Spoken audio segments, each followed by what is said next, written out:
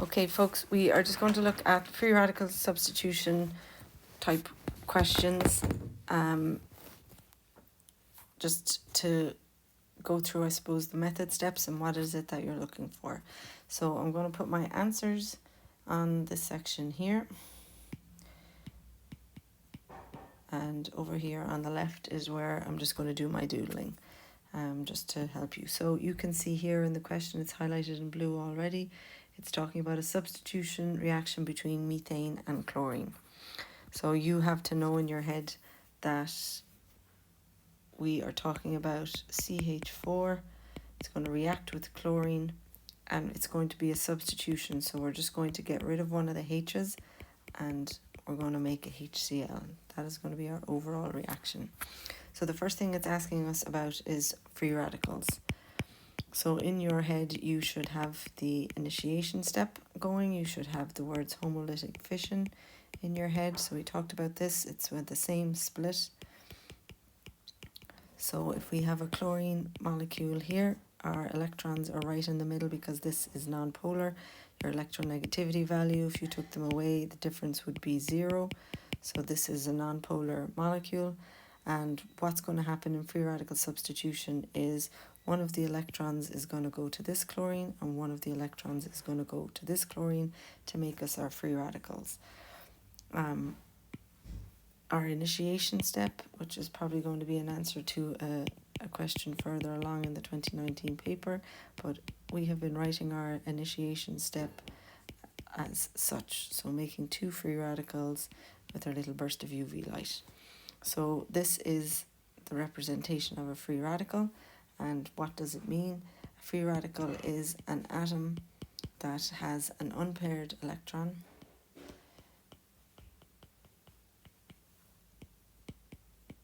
and is very reactive. And that would hit a particular mark scheme. In number 2, how are the free radicals formed? Well, that is essentially this box down here will be sufficient. So we have initiation, our little equation, our little UV over 2Cl minus. We've said if you can do the little piece of blurb, you can do it in this question, you'll get your marks for our little equation, or we will get it for the blurb. So initiation is when chlorine forms chlorine free radicals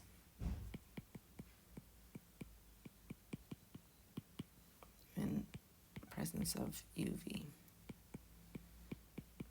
light. Our next question, what name is given to the stage of the mechanism where a chain reaction is occurring? So we already know that that has to be what's called propagation, and our blurb for propagation has been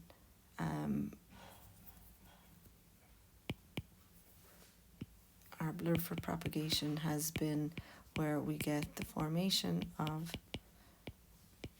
free radicals, and this continues in a chain reaction.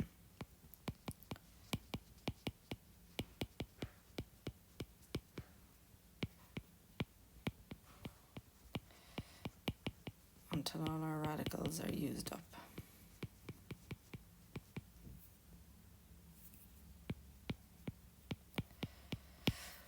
So it also now asks us a balanced equation using dots to label the free radicals for the 2 reactions that repeat in the chain reaction.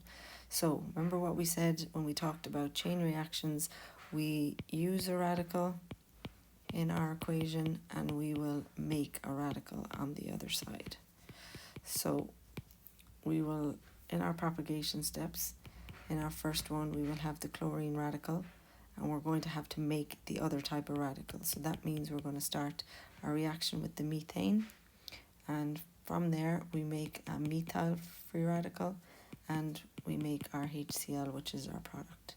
So again, in our equations, we're going to use a free radical and we're going to make one. So we need to now make the other radical, which is a chlorine radical. So that's going to be using Cl2, and we end up with CH3Cl plus another Cl radical. So in our notes, you know that we have this circled and we say it's going back here, and we have specific colors around our products just to recognize that they are our products. So going back to our equation, we've done this. The last one is identify a hydrocarbon present formed in the process and explain why only a trace quantity of this product is formed. So here that in IV we're looking for the evidence for free radical substitution. So remember, the radical is a short burst of UV. It is, if we add a source of free radicals, your rate will increase, and our last one is always the formation of a hydrocarbon that is an unexpected product. So in this one, the only way that we can get the formation of the alkane is if two methyl radicals combine together to make us our unexpected ethane molecule. So ethane is the unexpected, and the reason for the trace amount is that there will be small amount of methyl radicals will collide together or combine together. They do collide though.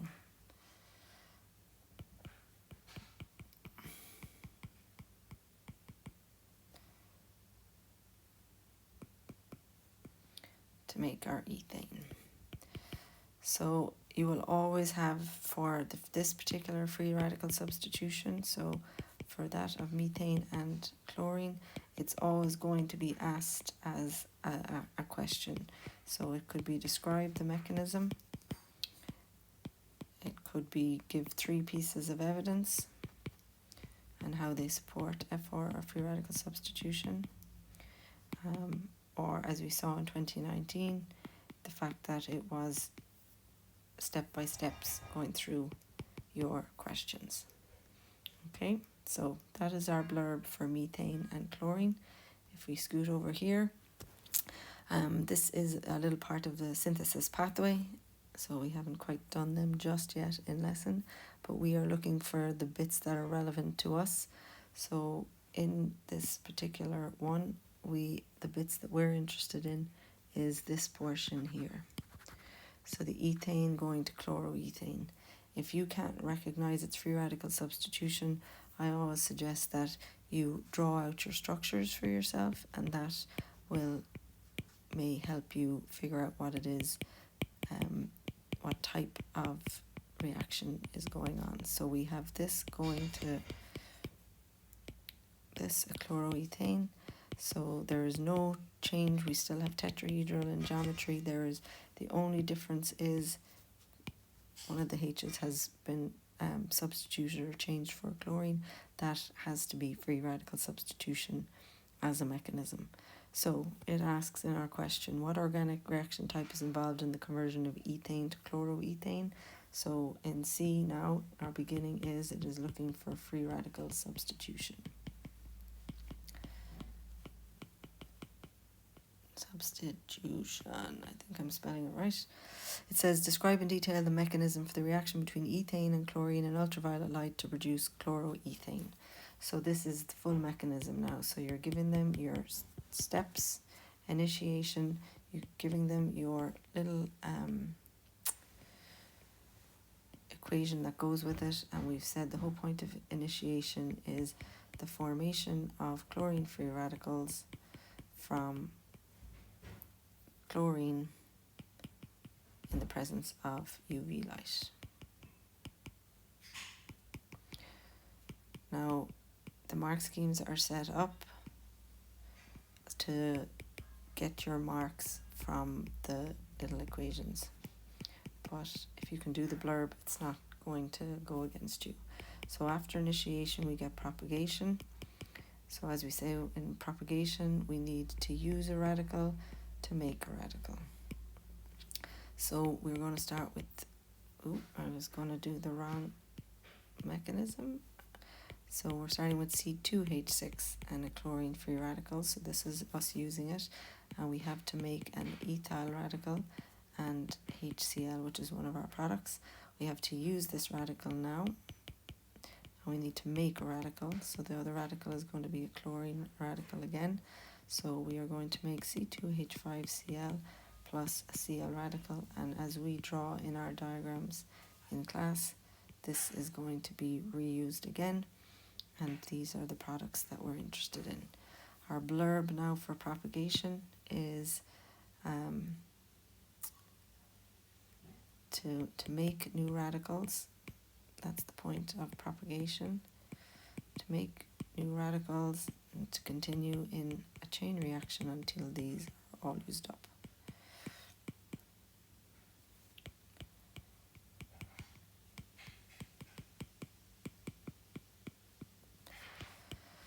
Finally, we get to termination, and in termination we are looking at the idea that our radicals are combining to make molecules. So there are 3 termination steps. So the first one is when chlorine radicals come together to make us our Cl2, so nothing unexpected about that. The next one is when our ethyl radical comes with our chlorine radical and it makes chloroethane, so again expected product. And the last one is when C2H5, so ethyl radicals, 2 of them combine, and now suddenly we have butane in here, and this is our unexpected product. Our last bit of our question, it says, explain the presence of a little tetraethyl lead to this conversion. So here now we are looking at what's the evidence. So the question asked about tetraethyl lead, and you need to know that this is a source of free radicals. That is a need to know. So if you know that, then we know that if you add tetraethyl lead to ethane, that this will increase the rate of reaction, and because you have added free radicals into your mix.